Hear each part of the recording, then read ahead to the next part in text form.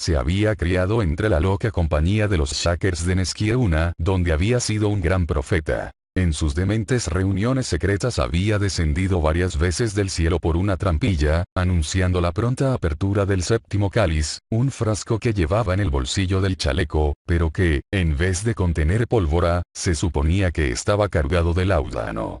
Al apoderarse de él un extraño antojo apostólico, dejó Nesquieuna por Nantucket, donde, con la astucia propia de la locura, asumió un aspecto tranquilo y sensato, y se ofreció como bisoño para el viaje ballenero del Jeroboam.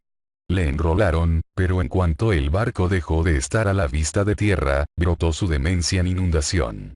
Se proclamó como el arcángel Gabriel, y ordenó al capitán que saltara por la borda. Publicó su manifiesto, en que se presentaba como el liberador de las islas del mar y vicario general de toda la Oceánida. La inflexible seriedad con que declaraba estas cosas, el oscuro y atrevido juego de su excitada imaginación insomne, y todos los terrores preternaturales del delirio auténtico se unieron para revestir a Gabriel de una atmósfera de sacralidad en las mentes de la mayoría de la ignorante tripulación. Además, le tenían miedo. Sin embargo, como un hombre así no era de gran utilidad en el barco, sobre todo porque rehusaba trabajar cuando se le antojaba, el incrédulo capitán deseaba deshacerse de él. Pero al darse cuenta de que la intención de ese individuo era desembarcarle en el primer puerto conveniente, el arcángel abrió inmediatamente todos sus sellos y cálices, entregando al barco y a todos los marineros a la perdición incondicional en el caso de que se llevara a cabo ese designio. Tan fuertemente influyó en sus discípulos de la marinería, que por fin se presentaron en corporación al capitán y le dijeron que si se echaba a Gabriel del barco, no se quedaría ni uno de ellos. Por consiguiente, el capitán se vio obligado a abandonar su plan. Y tampoco habían de permitir que Gabriel fuese maltratado, dijera o hiciera lo que quisiera, de modo que acabó por ocurrir que Gabriel tuvo completa libertad en la nave. La consecuencia de todo ello fue que al arcángel no le importaban ni poco ni mucho el capitán y los oficiales. Y desde que se declaró la epidemia, tenía mayor dominio que nunca, declarando que la plaga, como él la llamaba, estaba a su mando solamente, y no se evitaría sin su beneplácito. Los marineros, en su mayor parte pobres diablos, se rebajaron y algunos de ellos le adulaban, rindiéndole a veces homenaje personal como a un dios, en obediencia a sus instrucciones. Tales cosas pueden parecer increíbles, pero son verdaderas por más que sorprendan. Y la historia de esos fanáticos, si se tiene en cuenta el desmedido autoengaño del propio fanático, no es ni la mitad de sorprendente que su desmedido poder de engañar y endemoniar a tantos otros. Pero es hora de volver al Pequod. No tengo miedo de tu epidemia, hombre, dijo Ahab desde las ameradas al capitán Mayeu, que estaba en la popa de la lancha. Sube a bordo. Pero entonces Gabriel se puso de pie, de repente. Piensa en las fiebres, amarillas y biliosas. Ten cuidado con la horrible plaga. Gabriel, gritó el capitán Mayeu. Debes, oh. Pero en ese momento una ola de cabeza disparó la lancha bien lejos, y sus salpicaduras cubrieron todo lenguaje. ¿Has visto a la ballena blanca? Preguntó Ahab, cuando la lancha volvió derivando. Piensa en tu ballenera, desfondada y hundida. Cuidado con su horrible cola. Te vuelvo a decir, Gabriel, que... Pero otra vez la lancha saltó adelante como arrastrada por demonios. Nada se dijo durante unos momentos, mientras pasaban una serie de olas amotinadas que, por uno de esos caprichos ocasionales de los mares, rompían sin hincharse. Mientras tanto, la cabeza de cachalote izada daba violentas sacudidas, y Gabriel la miraba con bastante más temor de lo que parecía permitir su naturaleza arcangélica. Acabado este intermedio, el capitán Mayeu empezó una larga historia sobre Moby Dick, pero, sin embargo, no sin frecuentes interrupciones por parte de Gabriel, siempre que se mencionaba su nombre, y por parte del loco mar, que parecía aliado con él. Parecía que el Jeroboam no había dejado el puerto hacía mucho tiempo cuando, al hablar con un barco ballenero, su tripulación fue informada de modo fidedigno sobre la existencia de Moby Dick y de los trastornos que había causado. Absorbiendo ávidamente esta noticia, Gabriel amonestó con solemnidad al capitán para que no atacara a la ballena blanca, en caso de que se viera al monstruo, y declaró, en su demencia ininteligible, que la ballena blanca era nada menos que el dios Shaker encarnado, ya que los Shakers aceptan la Biblia. Pero cuando un año o dos después se avistó claramente a Moby Dick desde las cofas, Massey, el primer oficial, se consumía de ardor por salir a su encuentro, y como el propio capitán no se opuso a darle esa oportunidad, a pesar de todas las denuncias y avisos del arcángel, Massey logró convencer a 5 hombres para que montaran en su lancha.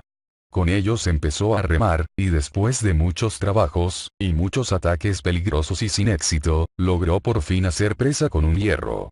Mientras tanto, Gabriel, subiendo al calceste sobre Juanete Mayor, agitaba un brazo en gestos frenéticos, y lanzaba profecías de inminente condenación contra los sacrílegos atacantes de su condición divina. Ahora, mientras Massey, el oficial, se erguía en la proa de su lancha, y, con toda la indómita energía de su tribu, desfogaba sus salvajes exclamaciones contra la ballena, tratando de obtener una buena ocasión para su lanza ya en alto, he aquí que una ancha sombra blanca se elevó del mar, y dejó temporalmente sin aliento a los cuerpos de los remeros con su rápido movimiento de abanico. Un momento después, el desdichado oficial, tan lleno de vida furiosa, era lanzado entero por el aire, y trazando un largo arco en su descenso, caía al mar a la distancia de unas 50 yardas. Ni una astilla del bote quedó dañada, ni un pelo de la cabeza de ningún remero, pero el primer oficial se hundió para siempre. Está bien poner aquí entre paréntesis que de los accidentes de la pesca de ballenas, esta clase es casi tan frecuente como cualquier otra. A veces, no se daña nada sino el hombre así aniquilado. Más a menudo, se arranca con el golpe la proa de la lancha, o la castañuela en que el jefe de lancha apoya el muslo es arrancada de su sitio y acompaña al cuerpo. Pero lo más extraño de todo es la circunstancia de que, en más de un caso, cuando se recupera el cuerpo, no se distingue una sola señal de violencia, estando el hombre completamente muerto. Toda esa calamidad, con la caída de la figura de Massey, se observó claramente desde el barco. Lanzando un grito penetrante, el cáliz, el cáliz. Gabriel disuadió con sus llamadas a la tripulación, abrumada de terror, de que siguieran persiguiendo a la ballena. Ese terrible acontecimiento revistió al arcángel de nuevo influjo, porque sus crédulos discípulos creyeron que lo había anunciado específicamente, en vez de hacer solo una profecía general, que podría haber hecho cualquiera, dando así por casualidad en uno de los muchos blancos en el ancho margen que quedaba. Se convirtió en un terror sin nombre para el barco. Al concluir Mayhew este relato, Ahab le hizo tales preguntas, que el capitán visitante no pudo menos de inquirir si se proponía perseguir a la ballena blanca. A lo cual Ahab contestó: sí. E inmediatamente, Gabriel se puso en pie sobresaltado, miró furiosamente hacia el viejo y exclamó, mientras apuntaba con el dedo hacia abajo: pensad, pensad en el blasfemo. Muerto y allá abajo. Cuidado con el fin del blasfemo. Ahab se volvió a un lado con sosiego, y luego dijo a Mayhew: capitán, acabo de acordarme de mi bolsa de correo, hay una carta para uno de sus oficiales, si no me equivoco. Starbuck, busque la bolsa. Todo barco ballenero lleva un buen número de cartas para diversos barcos, cuya entrega a las personas a quienes puedan estar dirigidas depende de la simple probabilidad de encontrarlos en los 4 océanos. Así, la mayor parte de las cartas nunca llegan a su objetivo, y muchas se reciben solo después de 2 o 3 años o más. Pronto volvió Starbuck con una carta en la mano. Estaba lamentablemente arrugada, húmeda y cubierta de un opaco moho verde con manchas. Como consecuencia de semejante carta, la misma muerte bien podría haber sido el cartero. ¿No sabe leerla?, gritó Ahab. Démela, hombre. Sí, sí, no es más que un garrapateo borroso, ¿esto qué es? Mientras él la descifraba, Starbuck tomó un largo palo de asada ballenera, y con su navaja partió ligeramente el extremo para insertar allí la carta, y, de ese modo, entregarla a la lancha, sin que se acercara más al barco. Mientras tanto Ahab, sosteniendo la carta, murmuraba: al señor Ar, sí, señor Arry, una letra puntiaguda de mujer. Su mujer, apuesto. Sí, al señor Harry Massey, a bordo del Jeroboam. ¿Cómo, es Massey, y ha muerto? Pobre muchacho, pobre muchacho. Y de su mujer, suspiró Mayhew, pero démela. No, quédatela tú mismo, gritó Gabriel a Ahab. Tú irás pronto por ese camino. Que los demonios te estrangulen. Aulló Ahab. Capitán Mayhew, prepárese ya a recibirla. Y tomando la misiva fatal de manos de Starbuck, la metió en la hendidura del palo y se la alcanzó hasta la lancha. Pero al hacerlo así, los remeros dejaron de remar, con la expectación. La lancha derivó un poco hacia la popa del barco, de modo que, como por magia, la carta quedó de repente a la altura de la ávida mano de Gabriel. Este la agarró en un momento, empuñó el cuchillo de la lancha, y, atravesando con él la carta, lo lanzó, así cargado, al barco. Cayó a los pies de Ahab. Entonces Gabriel aulló a sus compañeros que tiraran adelante con los remos, y de ese modo la revoltosa lancha se alejó disparada del Pequod. Cuando, tras este intermedio, los marineros continuaron su trabajo con la envoltura de la ballena, se insinuaron muchas cosas extrañas en referencia a este sorprendente asunto. 72. El andarivel. En el tumultuoso asunto de descuartizar una ballena y ocuparse de ella, hay mucho que correr de un lado a otro, para la tripulación. Unas veces hacen falta hombres aquí, y otras veces hacen falta allá. No hay modo de quedarse en un solo sitio, pues al mismo tiempo hay que hacerlo todo en todas partes. Mucho de eso le ocurre al que intenta describir la escena. Ahora tenemos que desandar nuestro camino un poco. Se mencionó que al romper por primera vez la superficie en el lomo de la ballena, el gancho de la grasa se insertó en el agujero cortado previamente allí por las azadas de los oficiales. Pero ¿cómo quedó fijada en ese agujero una masa tan torpe y pesada como ese gancho? La insertó allí mi particular amigo Keke, quien, como arponero, tenía la obligación de bajar al lomo del monstruo con el propósito especial a que se ha aludido. Pero en muchos casos, las circunstancias requieren que el arponero se quede en la ballena hasta que concluya toda la operación del desollamiento o despojo. La ballena, ha de observarse, se encuentra casi enteramente sumergida, excepto las partes inmediatas sobre las que se opera. Así que allá abajo el pobre arponero da vueltas y vacila, mitad en la ballena y mitad en el agua, mientras la vasta mole gira debajo de él como un molino de rueda de escalones. En la ocasión a que aludimos, que lucía el traje escocés, o sea, uno camisa y calcetines, en que, al menos a mis ojos, aparecía extraordinariamente favorecido. Y nadie tuvo mejor ocasión de observarle, como se va a ver. Por ser yo el hombre de proa de este salvaje, esto es, la persona sentada en el remo de proa de su lancha, el segundo de delante, me correspondía el grato deber de ayudarle mientras él hacía aquel pataleante gateo sobre el lomo de la ballena muerta. Habréis visto a los organilleros italianos sosteniendo a un mono bailarín con una larga cuerda. Precisamente así, desde el abrupto costado del barco, sujetaba yo a Keke allá abajo en el mar, mediante lo que se llama técnicamente en la pesquería un andarivel o cable de mono, amarrado a una recia tira de lona prendida en torno a su cintura. Para ambos de nosotros, era un asunto humorísticamente peligroso. Pues, antes de continuar, debe decirse que el andarivel estaba sujeto por los dos extremos. Sujeto al ancho cinturón de lona de Keke y sujeto a mi estrecho cinturón de cuero. De modo que, para bien o para mal, los dos estábamos casados por el momento, y si el pobre Keke se hundía para no volver a subir más, entonces, tanto la costumbre como el honor exigían que, en vez de cortar la cuerda, el andarivel me arrastrase hundiéndome en su estela. Así pues, nos unía una prolongada ligadura de siameses. Que era mi inseparable hermano gemelo, y yo no podía eludir de ningún modo las peligrosas responsabilidades que implicaba aquel vínculo de cáñamo. Tan enérgica y metafísicamente entendía yo entonces mi situación, que, mientras observaba sus movimientos con ansia, me pareció percibir con claridad que mi propia individualidad estaba ahora fundida en una sociedad comanditaria de dos. Que mi libre albedrío había recibido una herida mortal, y que, en mi inocencia, el error o la desgracia de otro podía hundirme en desastre y muerte no merecidos. Por tanto, vi que allí había una especie de interregno en la providencia, pues su equidad igualitaria jamás podría haber sancionado tan garrafal injusticia. Y sin embargo, cavilando más, a la vez que con sacudidas le sacaba de vez en cuando de entre la ballena y el barco, que amenazaban aplastarle, cavilando más, digo, vi que esa situación mía era la situación exacta de todo mortal que alienta, solo que, en la mayoría de los casos, de un modo o de otro, uno tiene esa conexión siamesa con una pluralidad de otros mortales. Si vuestro banquero quiebra, os hundís. Si vuestro boticario, por error, os manda veneno en las píldoras, os morís. Verdad es que quizá diréis que, a fuerza de precaución, podéis escapar acaso de esas y las demás numerosas ocasiones de males en la vida. Pero, por muy atentamente que yo manejaba el andarivel de Keke, a veces él le daba tales sacudidas que yo estaba muy a punto de resbalar por la borda.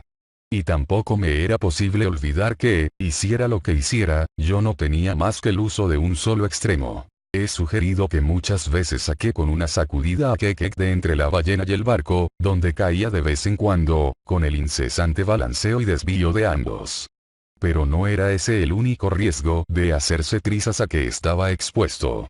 Sin horrorizarse por la matanza hecha con ellos durante la noche, los tiburones, ahora incitados otra vez con más apremio por la sangre, antes contenida, que empezaba a manar del cadáver, lo rodeaban en enjambres de criaturas rabiosas como abejas en una colmena. Y en medio mismo de esos tiburones estaba Keke, que a veces les hacía apartarse con los pies vacilantes. Una cosa en absoluto increíble si no fuera porque, atraído por una presa tal como una ballena muerta, el tiburón, por lo demás carnívoro sin distinción, raramente toca a un hombre. No obstante, puede creerse muy bien que una vez que mete en la masa unas manos tan rapaces, se considera prudente no perderle de vista. En consecuencia, además del andarivel, con que de vez en cuando sacaba de una sacudida al pobre muchacho de la excesiva cercanía a la mandíbula de lo que parecía un tiburón peculiarmente feroz, él disponía de otra protección. Suspendidos sobre el costado, en uno de los andamios, Tashtego y Dalo blandían continuamente sobre su cabeza un par de tajantes asadas balleneras, con las que mataban tantos tiburones como alcanzaban. Esa actividad por su parte, desde luego, era muy benévola y desinteresada. Deseaban la mayor felicidad de Keke, lo admito. Pero en su apresurado celo por ayudarle y por el hecho de que tanto él como los tiburones estaban a veces medio escondidos por el agua enlodada de sangre, esas indiscretas asadas estaban más a punto de amputar una pierna que una cola. Pero el pobre Keke, fatigándose y jadeando allí con ese gran gancho de hierro, supongo que no hacía más que rezar a su yojo, y encomendaba su vida en manos de sus dioses. Bueno, mi querido camarada y hermano gemelo, pensaba yo, tirando y luego aflojando el cabo a cada hinchazón del mar, ¿qué importa, después de todo? ¿No eres la preciosa imagen de cada uno y todos nosotros los hombres en este mundo de ballenas? Ese insondado océano en que jadeas es la vida. Esos tiburones, tus enemigos. Esas asadas, tus amigos, y entre tiburones y espadas, estás en un triste peligro y un mal guisado, pobre muchacho. Pero ánimo. Te está reservada una buena alegría, Keke. Pues ahora, cuando con los labios azules y los ojos inyectados de sangre, el exhausto salvaje trepa al fin por los cadenotes, y se detiene en cubierta, todo goteante e involuntariamente tembloroso, avanza el mayordomo, y con una benévola mirada de consuelo le ofrece, ¿qué? ¿Coñac caliente? No. Le ofrece, oh dioses, le ofrece una taza de jengibre con agua tibia. ¿Jengibre? ¿Huele a jengibre? Preguntó Stubb con suspicacia, acercándose. Sí, esto debe de ser jengibre, escudriñando la taza aún sin probar. Luego, quedándose un rato como sin creerlo, marchó sosegadamente hacia el asombrado mayordomo y le dijo despacio, ¿jengibre? ¿Jengibre? ¿Tendrá la bondad de decirme, señor Doughboy, dónde está la virtud del jengibre? Jengibre. ¿Es jengibre la clase de combustible que usa, Doughboy, para encender fuego en este caníbal que tirita? Jengibre. ¿Qué demonios es el jengibre? ¿Carbón de mar? ¿Leña de arder? ¿Fósforos? ¿Yesca? ¿Pólvora? ¿Qué demonio es el jengibre, digo, para que ofrezca una taza a nuestro pobre Keke? En este asunto hay algún solapado movimiento de la sociedad de templanza, añadió de repente, acercándose ahora a Starbuck, que acababa de llegar de proa. ¿Quiere mirar este cacharro? Huélalo, por favor. El mayordomo, señor Starbuck, ha tenido la cara de ofrecer ese calomelano y jalapa a Keke, que en este momento vuelve de la ballena. ¿Es un boticario este mayordomo, señor Starbuck? Y puedo preguntar si es este el género de estimulantes con que vuelve a dar soplo de vida a un hombre medio ahogado. Confío en que no, dijo Starbuck, es una cosa bastante mala. Eso, mayordomo, gritó Stubb. Te enseñaremos a medicar a un arponero, sin nada de esas medicinas de boticario. ¿Quieres envenenarnos? ¿Tienes seguros sobre nuestras vidas y nos quieres asesinar a todos y embolsarte el producto, eh? No he sido yo, gritó Doughboy, fue tía Caridad quien trajo a bordo el jengibre, y me pidió que nunca diera licores a los arponeros, sino solo su tisana de jengibre, como la llamaba. Tisana de jengibre. Bribón jengibrado. Toma eso. Y corre allá a los armarios y trae algo mejor. Espero no hacer mal, señor Starbuck. Son las órdenes del capitán. Grog para el arponero que ha estado en la ballena. Basta, contestó Starbuck. Pero no le vuelvas a pegar, sino que... Ah, nunca hago daño cuando pego, sino cuando pego a una ballena o algo así, y este tipo es una comadreja. ¿Qué iba a decir, señor Starbuck? Solo esto. Baja con él, y trae tú mismo lo que quieras. Cuando reapareció Stu, venía con un frasco oscuro en una mano y una especie de bote de té en la otra. El primero contenía un licor fuerte, y fue entregado a Kekek. El segundo era el regalo de tía Caridad, y fue dado liberalmente a las olas.